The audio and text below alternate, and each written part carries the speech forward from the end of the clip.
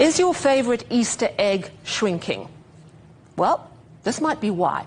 While annual food and drink inflation in the UK slowed to just under 4% in February, the cost of chocolate has surged by almost 10% in a year, driven by ongoing supply issues.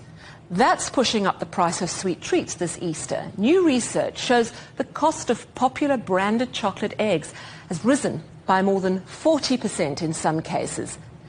And at the same time, the size of some of those eggs has shrunk. Cocoa prices hit all-time highs in 2024, but since then, costs have fallen nearly 70%. The price of Easter eggs and chocolate bunnies remains high because the cocoa used in this year's production would have been purchased well before the decline in prices. So let's bring in food industry consultant Judy Ganes. She heads up Judy Ganes Consulting, which specializes in soft commodities. And Judy, I've got to ask you, is this a case of egg extortion? No, in this case, absolutely not. The manufacturers are truly justified in having to have had to raise prices.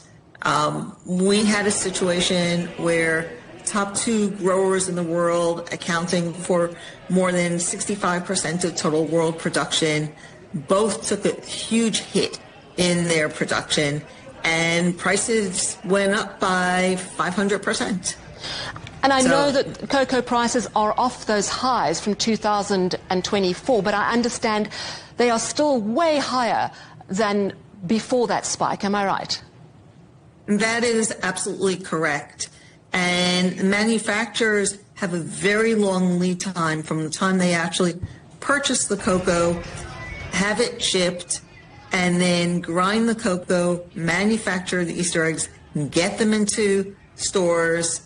And therefore, what you're seeing now is chocolate that was really priced just as the market was coming off that peak. Right. So how long will it be before cocoa products, chocolate in particular, get back to reasonable levels? So there's four main buying periods, the seasonals for chocolate. So you have Easter, and then you have Halloween, and you have Christmas, and you have Valentine's Day. So later in the year. So when you're looking at Christmas, seasonal, those fall wrap Santas, you'll be paying less of a price than for your Easter bunny. Okie dokie. But what about shrinkflation? Because this seems to be, from a consumer perspective, an attempt to cheat the consumer into thinking they're getting the same product, but they're actually getting less than what they bargained for. Well, there's something else that you didn't mention here, and that is sometimes the ingredient is also changed.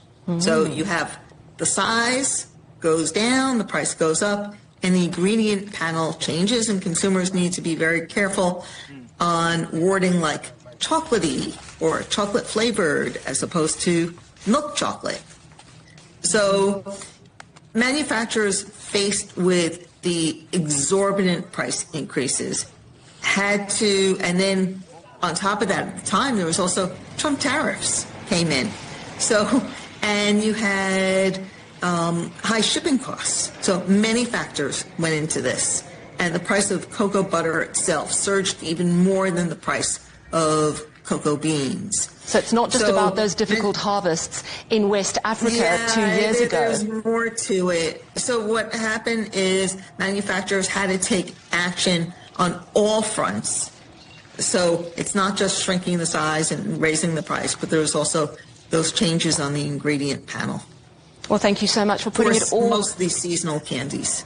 Well, thank you for putting it into perspective. That is Judy Ganes, heading up Judy Ganes Consulting, which specializes in soft commodities.